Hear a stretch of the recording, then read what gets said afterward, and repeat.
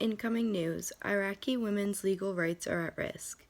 If approved, women's rights can be at risk due to Iraqi's parliament receiving amendments that include sectarian religious laws, women's legal rights in matters of marriage, divorce, child custody, alimony, or inheritance, and even their safety against abuse are at jeopardy.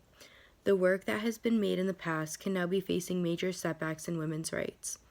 Looking back on the history of women's rights and roles in the Iraqi community is essential for us to understand and inform ourselves and others on the inequalities that these women could be facing. During the Ottoman domination, women and men are not created as equals.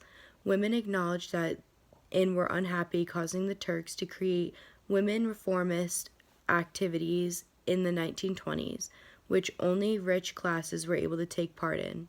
In 1931, the British, who started their role in Iraq, made it clear that women could not be obtained educations.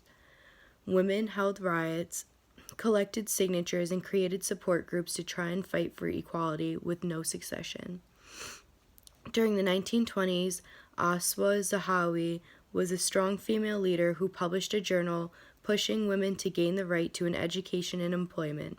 In the 40s and 50s, women still had not given up and fought for their rights.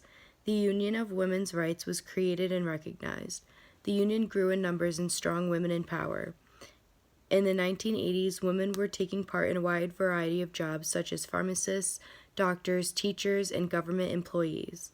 Women socially had many milestones to achieve, and during the war, women were strongly affected by their lack of protection, health care, and education once again.